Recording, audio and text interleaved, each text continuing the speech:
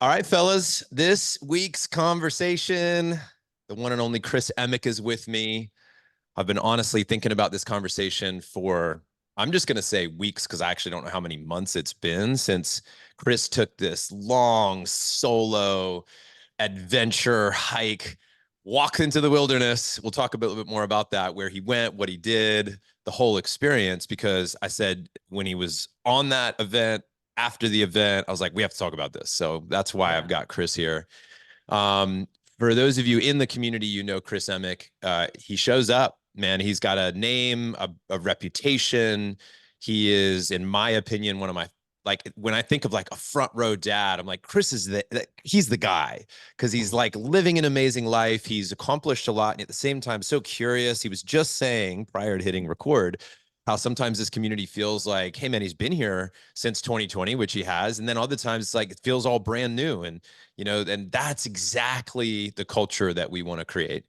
And I'm super grateful that Chris is a part of this brotherhood. He gives so much, and by his own admission, receives a lot as well because he is humble enough to be learning constantly. Chris has been married for a couple of decades now to an amazing woman that I've had the privilege of hanging out with a little bit, even here at my home. Right when we Yep. moved into Yep. this house, right when we moved in, and he's also the father of Thankfully, two we didn't have to girls. move that pool Yeah, table that's in right. though. Didn't Like I see that. I'm like, I'm glad I wasn't there for that part. two girls, 18 and 13. So he has some experience and yet also lives into this culture that we've created, which is you're always a dad. Your fatherhood journey is not done ever. And you can have the biggest impact regardless of wherever your kids are in their journey. This year, it could be the best year. If your kids are 20, 30, 40, it does not matter. Your best fatherhood work is always ahead of you. If you're breathing, your best fatherhood work is still ahead of you. So I have a lot of respect and a lot of love for Chris. He, on a professional note, like how he put food on the table and how he's able to do all these adventures and create a lifestyle for himself, is he invested in real estate, created some passive income, and ultimately now has bought a lot of his freedom back. He and his wife also have a site, which I want to lead with this, Chris, and kind of kick off with this is Okay. Go Bucket Yourself. Which when you look at it, if you guys go take a peek, the picture of Chris on the front and his family is just awesome, by the way. And it just says, here's the opening line: we're a community dedicated to living a bucket list life, an authentic life that is full of adventure, connection, growth, and creativity. More than that, we're a tribe of folks that desire more than the ordinary. We want the extraordinary. At Go Bucket Yourself, you find stories of inspiration, you'll find adventure, and you'll find a group that will help you stretch what you believe you're capable of doing and cheer you on every step of the way. It goes on, and I think you've got to go check that out, guys. It's really cool to see. And there's some pictures there of Chris, of course, living his best life, dude, all the stuff. Chris, thank you for carving out some time. So grateful that we get a chance to drop in here and talk about lots of things, man, but including this big hike that we'll get to in a second. So Yeah. can you lead us off though, man, by telling us like what is Go Bucket Yourself in your words, and maybe that will pave the way as to the rest of the conversation. Yeah. So Go Bucket Yourself was an idea of, as I was getting close to ending my career as a network engineer and a leader of teams and all of that kind of stuff in the corporate world. And we were going to make this pivot to living off of passive income and having more time in my life. I knew I didn't just want to go do adventures all by myself and then just tell people about those adventures. I had this calling, this yearning inside me to want to help other people find nature and adventure and authenticity. And I usually like kind of turn the words authenticity and your wild self, like your naturally wild self, as the same thing. And so I can't remember exactly how the Go Bucket Yourself. I think I was trying to be creative, which sometimes I struggle a little bit. And I was like, I want to make it to where it's like, this could be a little salacious or this could be a little in your face type of thing. Um, and then, yeah, so it just came up with that idea of like, in this next chapter of life, I don't want to just sit on the couch. I don't want to just go on hikes with, myself and my kids and my family and all that kind of stuff. I want to help pave the way or show the way of the things that I love and see if there's people out there that maybe haven't had the opportunity to get into nature, or they're a little intimidated by nature, or they're a little too held on to their comfort zone or something like that. And so I wanted to kind of be that little stick or that little torchbearer, that hopefully brings people to where they can experience these amazing events and adventures and things like that. So the spark for the show, like I said, was this very long solo adventure that you did, and so Mm-hmm. that's I'm keep teeing that up and teasing that in here, but um, where did this initially start for you? These solo adventures. So before we get into that one and start unpacking the experience, like go back to the core and the why and the heart of this. Maybe where do you first remember like wanting to go out on these solo adventures?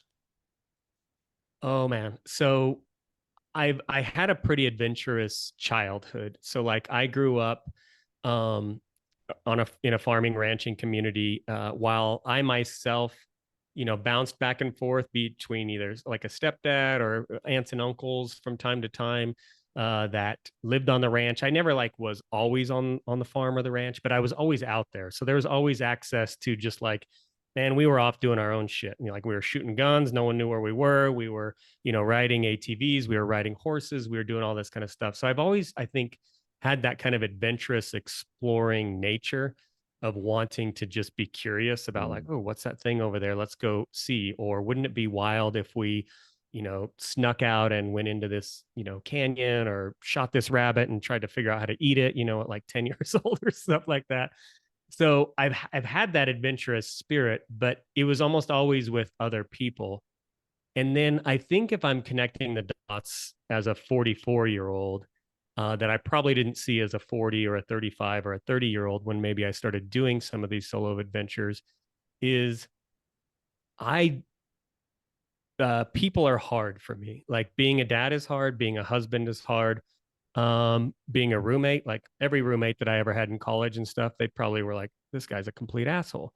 And so people are hard. And then I think I just discovered that when I go off by myself and don't have to worry, like, am I impressing this person? Are they pissing me off? Are they doing this thing wrong? It's just almost like I kind of let the ego go when I can go out into nature solo like that. And so then the both the adventure piece of it, like I'm going to go explore this new place, and this ego work that I started to uh, be able to become aware of and notice, all of a sudden just had this like symbiotic relationship of like when I go and do these solo trips. And to be honest, it's not like when I go and do these solo trips I never see anyone. Sometimes that's the case, but most of the time I see other people. They just don't know me, I don't know them, and so I don't have to really feel like I need to impress them, or they think this about me, or they think that about me, so I need to play that role or put on that mask or anything. I can just freaking be me. And being yourself for that long of time is just like, wow. That I think that, to me, that's connecting to the divine, that's connecting to God, because it's like I'm able to melt away all the ego shit and just be connected with nature and the space and the God that lives within me. And so it's all sorts of things, but that's my human language way of trying to explain what it is to me. Yeah. Do you find that when you take these solo adventures, that when you come back, you are more prepared, excited, connected to the people in your life? Both of those, yes and no.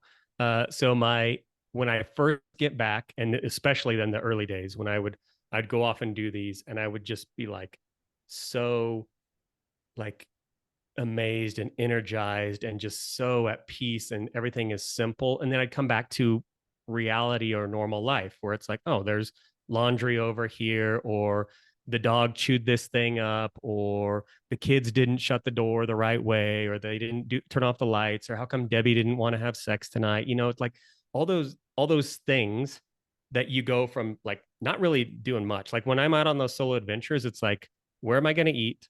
Or where am I going to hike today? What am I going to eat? Where am I going to shit? And where am I going to sleep?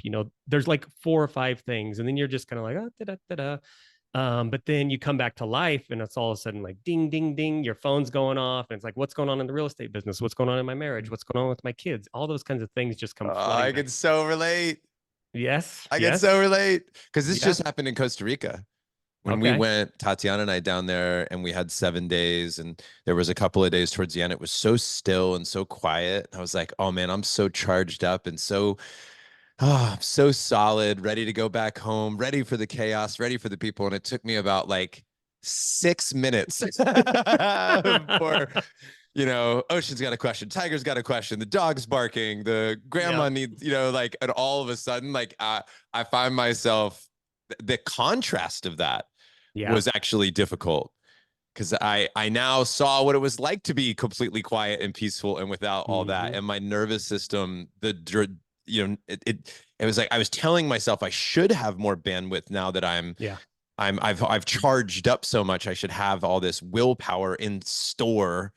And then the contrast of the dramatic difference between those two worlds actually makes it harder to do that because I'm not as seasoned or practiced or whatever or in flow of Oh, all yeah. that chaos. Yeah, same. Like, I mean, even with having some seasoning to me, as far as having done a few of these things, um, it's funny. Like, just even on the Camino, like if you'll read my journal entries, those last 3 days in Spain, I'm like this, euphoric, majestic man who's so in touch with the nature and so grateful for everything. And then it's like I'm preparing myself, and I fucking land, and like you said, 6 minutes into this shit, I'm already pissed off because the garage isn't clean enough. It's like fucking, it's just like, Dude, still, Chris, you're still not there. my opening But to answer story. that Yeah, first go, go, go. question, though, I do think progressively I am, I'm getting better. Like Yeah. I now have the awareness that this is going to be a trigger. I have learned skills through this community with Front Row Dads to build that emotional intelligence and how to do a better job of that. So it's not quite as like Yeah. I went away and I came back like Buddha, Yeah. but it's Yeah. like maybe I'm a little closer. Cool. That's great, man. I'm glad to hear that. Well, let's talk about the trip, dude. You just said it. You were on the Caminos 30 days. Is that? Yeah, Yeah. right at 30. Yep. Give us first of all a little context of what is the Camino, how long of a hike, what type. Just give us those basics, and then we'll go to the starting line and start to traverse through the adventure. But first, some context. Yeah. So for the context is I learned a lot about this actually doing it, not necessarily in preparation. Sometimes I prepare a lot, and I'm trying to get better at just being like, oh, I'm interested in this. I'm going to go do it. And then I'll learn, some mistakes or, wins while I was out there. So the Camino de Santiago is this pilgrimage that in Santiago de Compostela there were the remains of Saint James the Apostle. And so there's a lot of myth and religiosity and all that kind of stuff baked into it. And that didn't really call to me all that much, but it wasn't like I was like put off by it or anything like that. I was like, huh, this is interesting.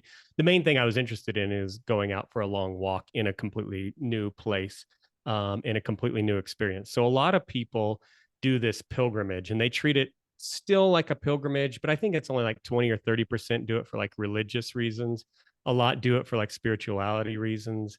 And then some people just want to go get some exercise or they just quit their jobs. So they're like, what do I do? I'm going to go do this hike.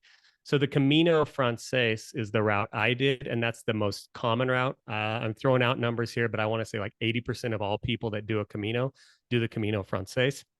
But while I was out there, I realized there's all sorts of these things. Like I ran into this guy from Latvia, which I didn't even know where this country is. He left his home in April and he was getting to Santiago de Compostela the same time as me in early November. So it's like this guy's been out cruising across Europe by foot this whole time, just walking across and doing that. And so for him, he didn't speak English and I didn't speak whatever language Latvians speak. And so you don't really have this great communication with some of the folks. But anyways, I really wanted to go try this thing out. I knew it wasn't quite like going for a backpacking adventure because I'm either staying in like a hostel or an albergue, or some towns had hotels and Airbnbs and things like that. But I could kind of ratchet up and down the comfort level depending on what I was feeling like. And yeah, I just wanted to go explore a new country, see new landscapes, meet, interesting people from across Europe. And so that's kind of what spurred it. Another part of it was my daughter Claire is on her gap year right now, and an early version of this was Claire and I were going to do the Camino together. She bailed on that rather early. so so it was just a solo trip for me. And yeah. What's been one of your favorite stories to tell on the adventure? A story of adversity, a story that was funny, maybe all of the Yeah. above, right? But what story do you enjoy telling the most? The thing that I love is this thing is so old. Like people have been doing this for hundreds of years. That there's kind of like some ethos or whatnot built around the Camino or the trail. I almost call all these things the trail, and some people get bothered by calling it a trail. But anyways, I'm going to call it a trail. But one of the things that they say is the Camino Frances, the one I did, will is kind of like three parts. Like the first of I didn't think I mentioned it's like 800 kilometers, 500 miles in total. The distance, and it like I said, it took me 30 days. Um, but they say the first part test your body, test your physical humanness and all that, and the second part tests your mind or your mental health and all of that, and then the final part tests your spiritual health. And Hmm. so I was like, oh, that's a cute story. That's cool. Maybe that resonates with me. Maybe it doesn't, but I'll go with it. And the first part was actually pretty nice. So the first part, you go over the Pyrenees Mountains as you cross from France into Spain. And it was like the first day is the hardest like climb. Like you climb, I don't know, 5,000 to 6,000 elevation and then you drop. Um, but overall, like over those first several weeks, the part that's supposed to test the body, it didn't really do that for me. I think I was pretty prepared, and I've done long walks before, so I kind of knew how to take care of my body. So I mean, there were people like their feet were just mangled with blisters, and they had like Hmm. they're taping stuff up right and left, and I'm like, damn, I haven't even popped an ibuprofen, And so I was like, okay, the physical test of the body, maybe this No, wait a this minute. So I'm not doing the math on this quickly, but like how many miles per day were you averaging? About 15 a day, and that That feels significant.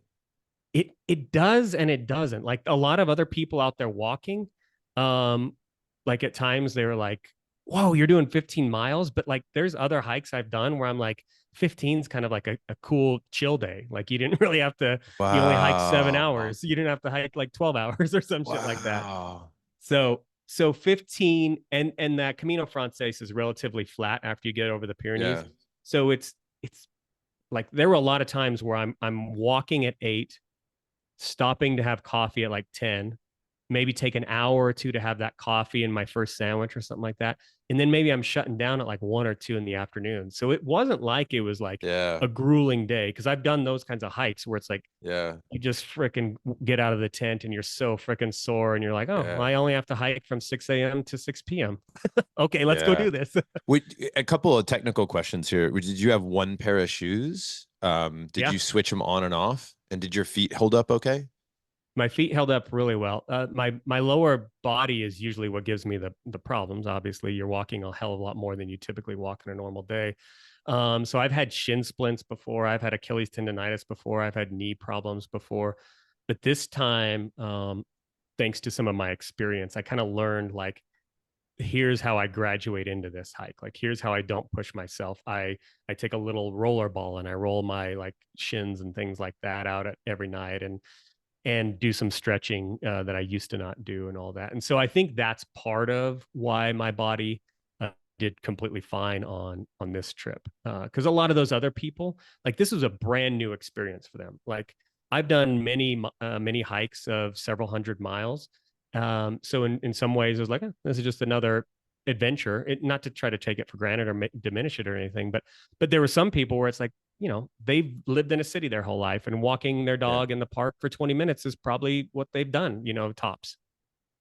So Yeah, yeah. big So the time. body part, I was able to kind of cruise through the Pyrenees, and the part they call is like the test of the physical body. I was able to get through that pretty good. And then I was like, I wonder what the mental part, has in store for me, because they call this area the Meseta, and it's like this big flat plains. Well, I grew up on the big flat plains, and some of the mental anguish is that it's boring and repetitive, and there's nothing that really lights you up, and just kind of like with most projects in life, kind of in that midway point. it's easy to kind of fade off because you don't have the excitement of the beginning and you don't have the energy of like completing the thing. So the middle part of a journey is usually that hardest part. And it was for me because like I can't remember the name of this feature, but it's basically at the end of the season when the hot air from the Mediterranean Sea and the cold air from the Atlantic kind of collide over Spain.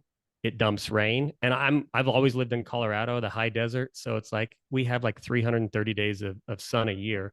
So I'm not like, I don't think scared of rain, but I haven't spent a lot of my life wet in rain. And so that freaking storm came in, and for weeks, like a week and a half, it was just dumping with 40 or 50-mile-an-hour winds. So it's like you're getting Whoa. soaked and it's just blowing in your, because it was always coming from the west and I'm hiking west. So it's always just hitting me in the face.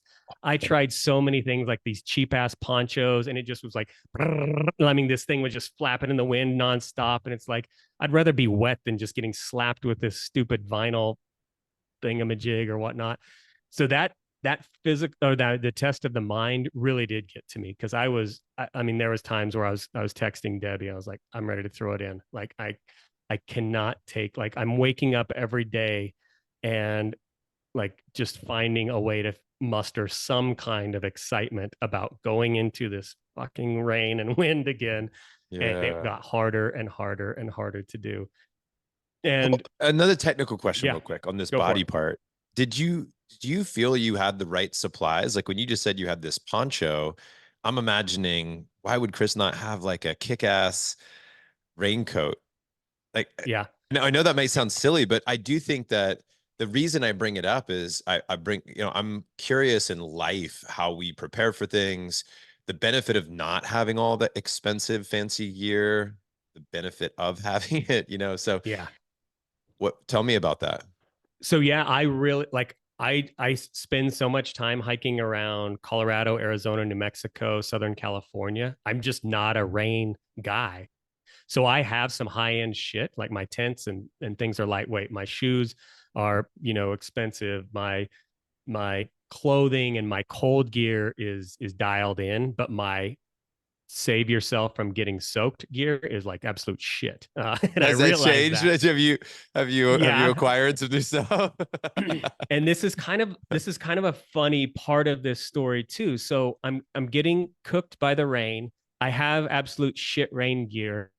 I think in my head I'm like, if all I had was the right rain gear, everything would be good. Everything would be good if I just had the right rain gear. Because I'm seeing these people with Yeah. these decked out ponchos, or I'm seeing this person with this like high end, $400 rain jacket. I'm like, if I only had that, if I only had that.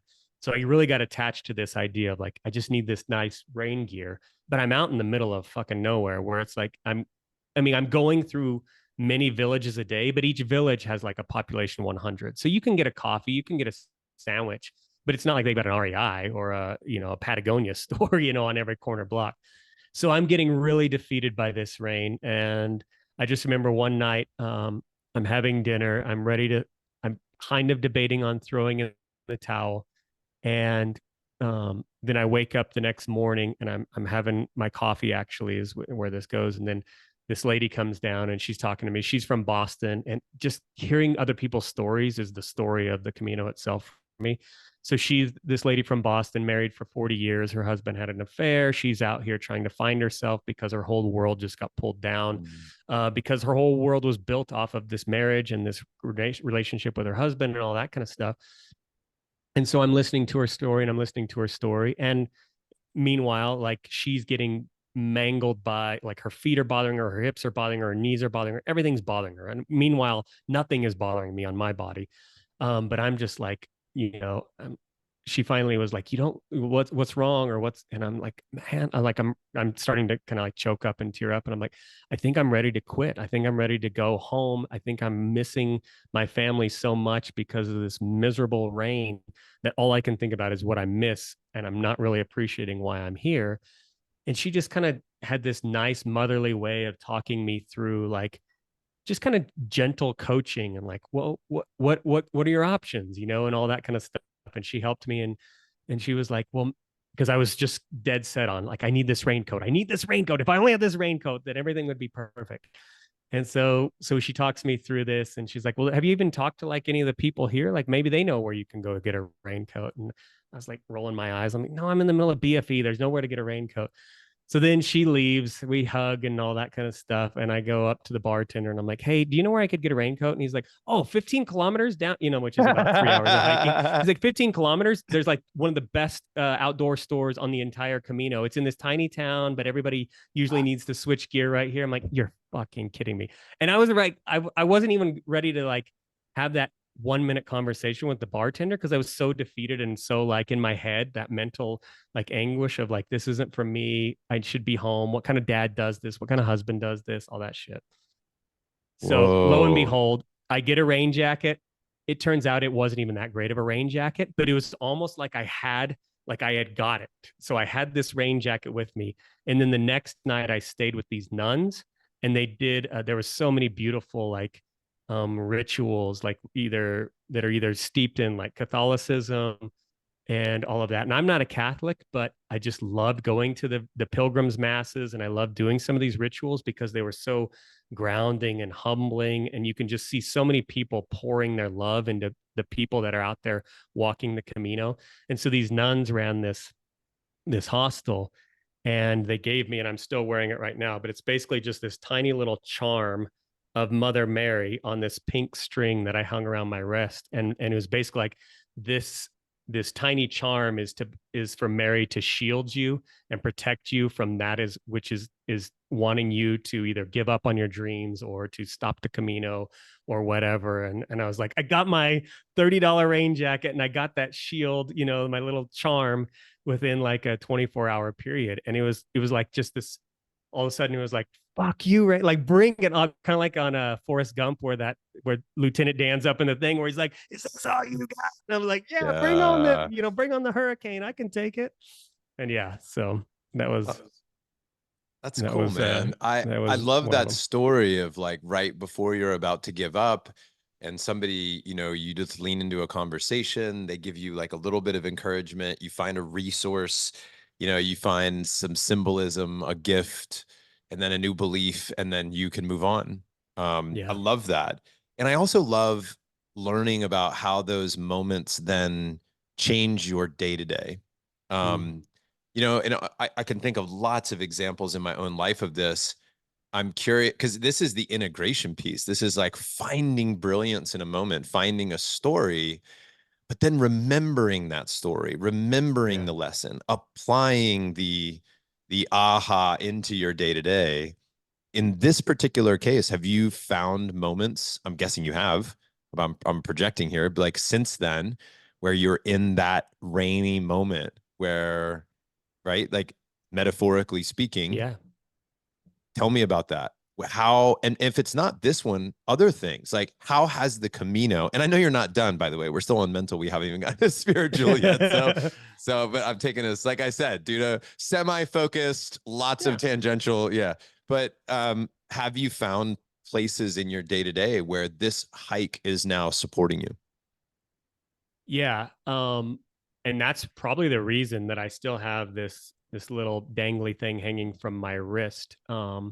One of the reasons actually is every time I come out to Austin, either the Front Row Dads Live or whatever, you guys always wear the coolest shit. And I'm like, man, I need some cool clothes like JV, or I need some charms or some bracelets or something. Like everybody's fucking decked out, this cool stuff. And so I'm like, well, I got Mother Funny. Mary hanging off my wrist on this pink, cheap string or whatnot. There you go, But man. no, like, yeah, I think it taught me two things. It taught me, or I think, yeah, there's a few things that really comes to me. So being kind of in a place where I'm feeling overwhelmed, or I'm feeling like I'm so vulnerable or weak or inadequate, and I just need something larger than myself to pull me out of myself. So like, just an example, like get back and a few things aren't going right now with our rentals, and I'm a pretty I'm a guy that has a limited mindset, working on an abundance mindset type of thing. And so I can just let some of these stories in my head just unravel of like, this is the tip of the iceberg that just unravels into, next thing I know, I'm sitting on the street corner, asking for food or something like that. So so I go through that, and then every once in a while, like I'll just, the little glint of Mother Mary, hanging off my wrist will kind of remind me of like, no, you like I'm taken care of, whether it's by God or this bigger thing or whatnot. It just kind of allows me to be like, I don't need to understand it. I just need to know, like, I don't have to figure it all out. Like, I don't have to be the one that controls everything and be in charge of like whether or not this does me in or whatnot. I can just relax in the fact that like I just need to do today. I just need to live today. I'll embrace the rain. And most likely tonight, I'll be at a place where I can dry my clothes or I can do whatever. And so, just kind of that metaphor or symbolism does is helpful and impactful. And it's also great, like as a father too. Like there's times, so both my daughters are swimmers, and there's times where they will swim at a specific pool. Everybody says this is a very fast pool. They fucking break all their records. They always do a personal record at this pool. There's times where they put on their fast suit and they go the fastest they've ever been or whatever. And so there's parts of my logical brain where it's like, don't be so reliant on that thing in order to swim fast type of deal. And it's like, so I don't want to be so attached to, I need Mother Mary on my wrist in order to feel safe and all that. But at the same time, I think it's beautiful to just be able to like drop in, like I'm suiting up, like I'm putting on my fast suit. I'm going to go tear this shit up today. Like, I think Yes. there's beauty in those. Dude, I couldn't agree more. And what that is that's just utilizing yet another tool. Is a Mhm. tool. We know placebo works. We know belief works. That scientifically has been tested, proven that that makes a difference to the way that we perform. The studies of teachers who tell students they're gifted or that they're told that their Mhm. students are slow and how they treat them differently and then their performance is differently. It's just an endless barrage of like where that's true in our lives. Two things come up for me, man, that I want to share with you. And by the way, for everybody listening, this is kind of like what it's like when two front row dads are together hanging out, swapping stories. Like this is what it's like. But two things come up. One is when Ocean and Tiger both now Tiger's 14, less applicable, but Ocean for sure, and definitely when they were younger, about 5 or 6. So if you get listening and you got young kids, this will be a good one for you. And I learned this from my buddy John Berghoff, and I'll tell you what it was. Which is funny because now all these dots are connecting in my head as to how this all came to be. But the punchline is uh, one of my boys is scared to go to bed, and I put an invisible force field around their bed Mhm. before they go to sleep. So literally, they're like, I'm scared. I don't want you to leave the room. I don't want to be in the dark. And I'm like, oh, dude, I'll just put a force field around your bed. They're like, do it. And I'm like, and I'm designing it with my hands, and I'm like, and then I pretend like I punch it, and my hand can't get through the force field. I'm like, and then I have a key, and I like open the door of the force field, reach in, like pat them on the head, tickle their back, and then close the force field door, and they just smile and love it. Nice. I learned the funny thing was I learned that from John Berghoff years ago. We went hiking and he was like, he put his keys on his back tire or whatever of the car. It was a pretty Mhm. nice car. And I was like, are you worried about like he goes, no, dude, I'm just going to put a force field around it. And he took his hands and he went, then he goes, force field in place. It's all good. That's awesome. And what's funny is like those little things that we learn and we see and we get, it's playful. And yet there's all these applications in our lives about how we can have the lucky pair of socks or the force field or the bracelet and all the things that empower us. But I think that the conscious creation of that is what's most important. And there is Yeah. a playfulness to that, Chris, that I think is also awesome. Like the more playful it could be, the more silly, the more, right? That's a spirit that we bring into it when we do these things, which is great. The second thing I wanted to tell you was about why did this come up? You must have said something that triggered it, but it's about making up stories. Mhm. I don't remember what you said exactly that triggered this, but I got to tell you this anyway because it's just Yeah. funny about the Love it. stories we make up in our mind, right?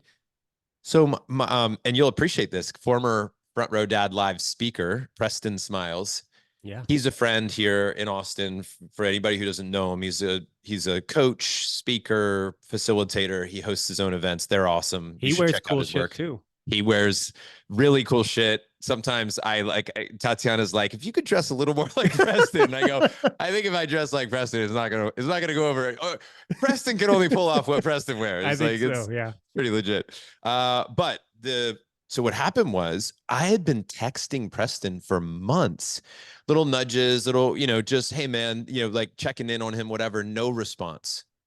And then I have this moment where I'm sending him a message and I'm like, dude, like normally I don't care. I'm like, dude's got 4 kids under 5. Like he's like runs a business. I don't really give it a lot of thought. If somebody doesn't get back to me, I don't get back to people on text sometimes, right? A lot of forgiveness, a lot of not making up Yeah. stories. But after like my fourth one, and then I left a couple of voicemails, nothing back from Preston. Mm. I'm even talking with another buddy, and I'm like, do you know, like, is Preston okay? Like, I haven't heard. Yeah, he's great, man. He's awesome. I go, I've reached out multiple. It's not like him to not get back to me. And he goes, I go, did I do something? Like, did I upset him in some way? And I'm wondering, and I'm starting to make this up in my mind. Well, Tim, my best buddy Tim says, you should check that story. What a great Yeah. like thing to always tell somebody. Just check your story. Yeah. Just check the story. I tried to. I was calling Preston, checking the story, no response. And the message is like, hey, dude, love you, miss you. I just haven't heard back from you. And I'm just wondering, like, are we cool? Are you cool? Is something going on? I'm just trying to check the story because it just feels Yeah. weird. Nothing. Nothing back. Well, Chris, I'm sitting in my hotel room yesterday and I have this thought because I couldn't sleep like at the night before. It woke me up in the middle of the night. I'm like, Oh man. I love this man. What's going Yeah. on? Woke me up in the middle of the night. I cared about it so much. And I go, is it possible I have blocked him in my phone? Is it even Gosh. possible? Did I block him? I Yeah. open up his contact. I look at the bottom. It says unblock this caller. Oh I man. go, get out of here. I unblock it. I send him another message. And then finally, I see these voicemails that he has sent me in my blocked voicemail Oh box. shit. Yeah. And Preston sends me screenshots of all these videos and messages that he's been sending me for months. And Yeah. he's like, dude, you weren't responding to anything. You'd call me, I call you right back, like nothing. Yeah. And dude, you gotta check your stories. You gotta Yeah. check your For sure. stories. That's so anyway, in your speaking, that came up, and I was like, oh, Chris will appreciate this because we For do get sure. in our head about what things mean, Yeah. and we start making stuff up, and it's wild. So anyway, for what it's worth, the Yeah. mental Yeah. game, dude. Sometimes the mental game is so self-imposed, Hmm. right? I And feel we got that to way check with that. me. Also, why do I have such a wound around that? Then Yeah. then that gives me a teaching moment. I'm like, oh, this was a gift. Yeah. For sure. And that's how I felt too. Like, I mean, when it's not like always, in the moment at this whatever that I'm able to take away these gifts, but it is something where it's like, oh, that shined a light on this part of me that still felt scared or whatever. And then I actually so there was actually even some just rationality to it. It's like my mom and I, so my parents got divorced when I was like 1. So I pretty much lived with my mom, and she was deathly afraid of thunderstorms. So rain equals scary. So that maybe that's a reason, I'm scared of it. Another thing is like if you're in the Colorado mountains, it can be 60 or 70 degrees in July, but if you get rained on and you're stuck out there and it gets down to 30 or 40 degrees, you can get hypothermic and die type of thing. So there's another version in my head, I think, of like I played these stories of like rain equal bad, getting wet equal bad, all these kinds of things. And even Yeah. though my logical brain knew I will be at a place where there's a dryer and a dry bed and all of that stuff, it's still like that little inner wound or inner child that basically still feels that this moisture is bad. And I mean, so that may be part of it. The other part is it was just extremely uncomfortable getting, bashed in the Yeah. face with rain for hours on end. Dude. So yeah. And you made it through the mental part. Talk to me Yeah. about the spiritual part. So the spiritual piece, there's a few stories there. So one of the stories is how I actually got into exploration and adventure. I think is like I mentioned before. Um, Parents got divorced when I was young, so I spent a lot of time with my maternal grandmother and granddad. Like they took care of me and watched over me while my mom was working all the time and all that kind of stuff.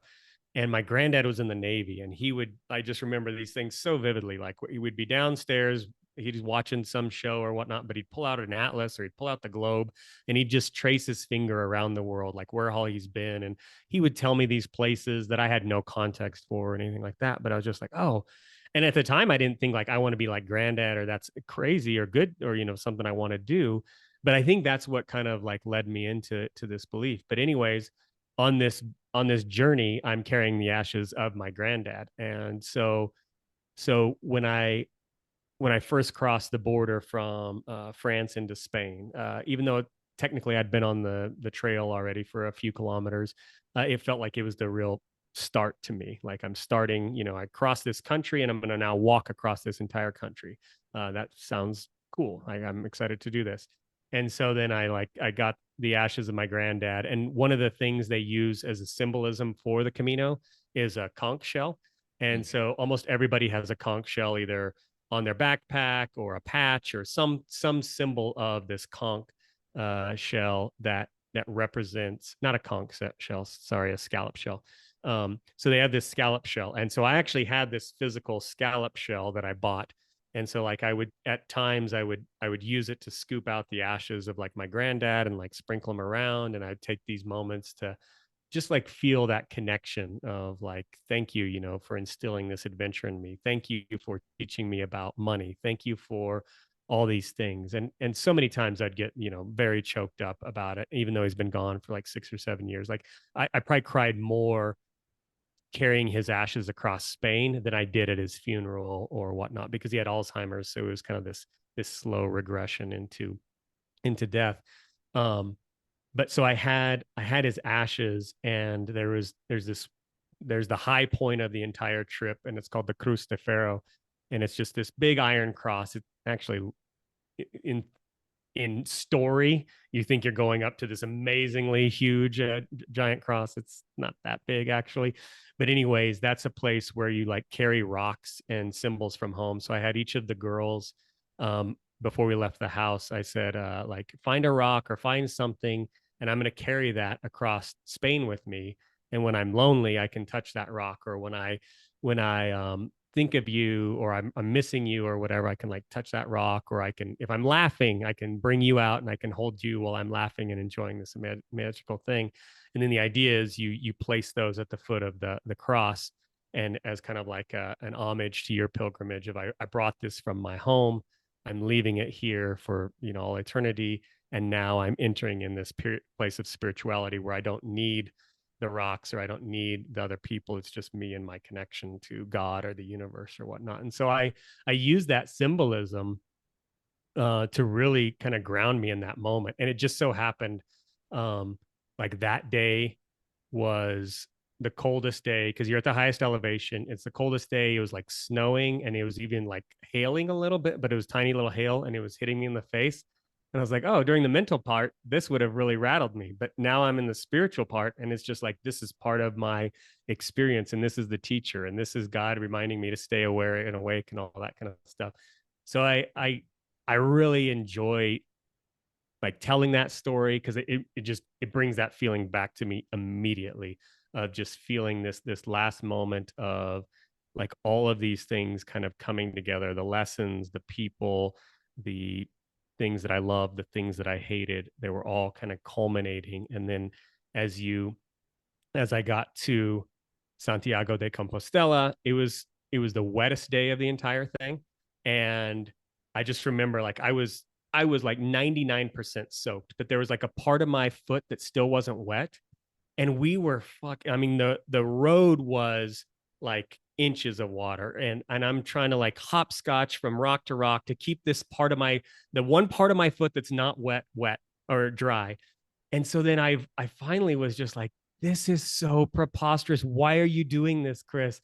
And so I just jumped in this puddle like a little bit, this little kid, and I just got so fucking wet and muddy. And I was just like screaming and moving my hands up in the air. I mean, I felt like, a 6-year-old boy or whatever, just like playing in a puddle. I'm like, this is fun. Like, I'm not cold. I'm not gonna die. There's nothing wrong here. Why can't I just enjoy this like a 6-year-old would? And I did, and I really enjoyed it. Then we finished off that day, huge day, like 40 or so kilometers.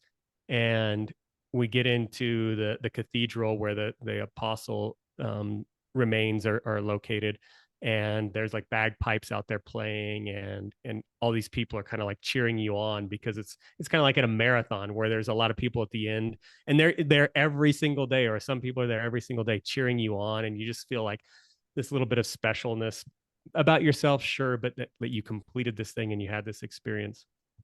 So then I end there. I rent a car a couple days later, and I drive to the coast because I want to put my granddad's ashes, the final thing, drop my granddad's ashes into the Atlantic Ocean, where I carried him from border to border. And it's called the Finisterre, the end of the world, because back in the Roman times, they thought that literally was the end of the world and all of that. And so I'm going there, and I'm just sitting there on this rock, journaling and sketching and kind of crying. And I'd let my ashes go. And then all of a sudden I see uh, this yellow backpack behind this bluff over there. And I was like, there's only one person I've seen on this entire Camino with that yellow of a backpack. And it was the lady that said, have you checked your resources? Have you talked to the bartender? I shit you not. I fucking walked 20 feet, and Rachel. And I was like, Rachel. And she turns around. She's like, Chris, like, so we had like a 30-minute window together, but it must have been very impactful for both of us because we both just start crying, and we haven't seen each other in like Oh, weeks. And it was like, the universe put us together for her to tell me, have you checked your resources? Can you find a raincoat? And in the end, I was very helpful to her, according to her, because of some of the things I've learned in Front Row Dads about dealing with the grief of her divorce and the betrayal, and things that she can do with her kids to kind of move forward and all that kind of stuff. So, anyways, we must have had this really good connection. I know what she was for me, and I think I know what I was for her. And then, yeah, just to see her off, in the distance, that yellow backpack, I'm like, you're shit. Like, are you kidding me, God? Is that her? And I walk over there and say it. We have a hug. We ended up having dinner, had a great conversation that night, and then I flew home the next day. And so, yeah, man, it was something. dude. I feel like that's a great place for us to wrap up, man. That's just a Mm. beautiful, place to land the plane. So grateful that you did that. So grateful that we had a chance to talk about this story because it's been on my mind. It's been in my heart for, like I said, and how long has it been? When did you do this? Yeah, I want to say mid-October to mid-November. So yeah, I mean, Yeah, several months, going back couple several months I've been months. home. So yeah. Yeah, well, what an incredible journey for you, man, and then have these lessons and share them with us. Thank you, brother. Appreciate you so Yeah. much. Yeah. Is there Yeah, and anything that's ahead for you? um I've got a little bit of a pause on anything too terribly big, because I'm trying to just be okay with some spontaneous things. Actually, like Dumasani Thompson, another guy in the group, we just got our permits for Boundary Waters in May, so we're going to go do a canoe trip up there here in a couple months. But no long walks, no long solo walks on the agenda just yet. But I do want to, I guess, leave with this, because I feel like it's fun to maybe hear some guy tell this story, but how I got intrigued by this was other people telling me their stories, and then just being like, that sounds cool, and just pulling that in. So I'd like to just, like, an invitation to the dudes listening to this, dudes or gals listening to this, is just like, there is something special about these times in nature. To yourself, we did a book club last year on John Wineland's book, and there's just so many experts that just really call to the power of going into nature alone without expectations and all of that kind of stuff. And so, yeah, just an invitation. If some of this sounded kind of cool to you, or if you had some of these ideas, I just encourage you to give it a try. You don't have to go hike 30 days across Spain or anything like that, but just go out there and be at one with nature, get a little uncomfortable, but also just really tap into the power that is out there. So I'd like to leave with that. That's awesome, man. And for the guys that are in the community that have access to our resources in the vault and the Telegram threads and so on, and you're on our email lists, you'll be getting notified, by the way, as we put together some of our new adventure programs. I just want to give you some love and Ali and all the guys, by the way, that were a yes to your adventure experience. I won't go too much into like what you guys did and where you went, but I think it was like a perfect Like, let's get into nature. Let's move our bodies. We're not free soloing El Capitan. Nope. It's not that, but No. it is getting into nature, moving around, and being with your brothers and having Hmm. deep conversation, which I appreciate. That there can be a lot of healing in those places. There can be a lot of discovery, a lot of breakthroughs because of the space you create and the safety that's created amongst those guys, these solid dudes who are ready to do the work, who want to do the work. So I'm thrilled that you keep leading in that space, both literally by taking men with you, but then again, doing these types of things even on your own and then sharing the story. It's just another form of leadership. But you've made a huge impact in our community because of who you are, Chris, and how you've chosen to show up. I'm excited to keep building with you. I know we've got some ideas in place right now, some pretty big, fun outdoor type of experiences that are not in a hotel room, that are not, focused around that space, which are also critical pieces of the learning curriculum for me. Like, Yeah, I would like to be in that space, and I want to get some outdoor time. So I yeah, want both. It's a yes and for me. So for sure. thanks for helping us, dude. Um, is there anything else I want to say? Yeah, I want to ask you one question, Chris, if I may. You got a couple minutes? I know Yeah, I'm we're good. bumping up against the clock here, but let me ask you this last question. You've been in Front Row Dad since 2020. We're recording this early 2024. What would you say to a guy out there listening that maybe either just found this podcast, they have been listening to this podcast for a while, and their question is Front Row Dads a good community for me? Mhm. And before I hand the microphone to you to let you answer that, I do want to say, just as a blanket statement, and I say this all the time, I don't think it's the right community for everybody. I don't think there's any community that's the right community for everybody. And I think that's a good thing.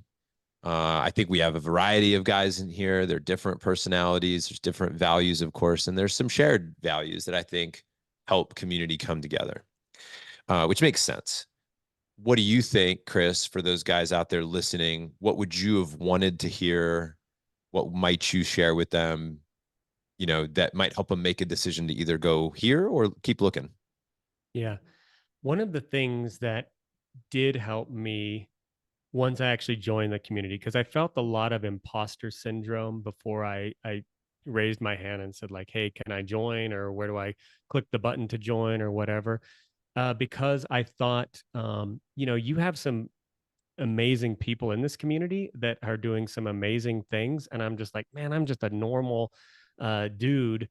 Do I fit in this? Like, I have a business, but I'm not like, crushing it like some big numbers of a big exit or anything like that. And so I guess I want to just say that um the the business element, like, we're family men with business, and we're not just putting the business in its proper place, but it is not even necessarily that, your business is like some big ass multi-million dollar business that you're prioritizing behind your family.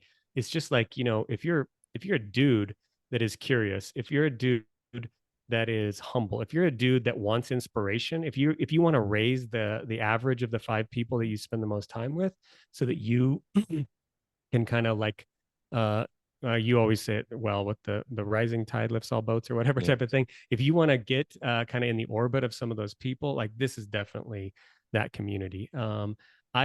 I came to this community after having left my corporate job, really missing the ability to kind of be mentally stimulated and just have that kind of connection. So I came here mainly for that. And I was like, oh, well, I'm sure I'll go get some business ideas, and I'm sure I'll learn how to do some dad things. But it's like, oh my gosh, like the emotional intelligence element, just seeing guys that are 30s, 40s, 50s trying to learn stuff brand new and being humble about it and not having a whole lot of ego and all of that. It's just like, damn, where have these men been all of my life? And I just feel like just a huge privilege to be part of this, to support this, that hopefully then it finds other men and dads and everything. So yeah, you're right. There's got to be a group of people that this isn't a great fit for. But I think if some of those things that I just mentioned land with you or tickle a curiosity or whatnot, like man, I've not regretted this, one single day. And so I'm super grateful to be part of this community. I'm super grateful for the opportunities to lead in various ways. But even if those, even if that wasn't there and I was just, a consumer of Front Row Dads, I would be equally as pleased with my time and money spent in this community. Chris, thanks, brother. Appreciate your openness, your transparent heart, revealing the tough parts and the joyful moments of jumping in the puddles. Yeah. It's interesting how kind of like one of your highest moments was going all in on the rain, and Yeah. then one of the lowest was resisting the rain. That's really beautiful, bookends to that story. So thank you for opening up and sharing. For anybody that is in the brotherhood, of course, you'll be seeing Chris around. And if you guys are not, but you want to still go see what we talked about at the beginning of this episode, gobucketyourself.com. Anywhere else you might point them, Chris? Now pretty much that, and or you can follow me on Instagram. I'm not super active on many of the things, but shit, I'd love, just I just love talking to people. So like I'm Yeah. always connecting with the guys one on one. So find my info if you're a member in the vault, and man, text me. Let's jam on nature, real estate, whatever you want to talk about, families. Yeah, Chris, thanks, brother. yeah, Um, thank you. all right. Well, I don't know when, but I know it's good to say I'll see you later because I know that's true. For sure, All for sure. right, man. Take care. Thank you, John.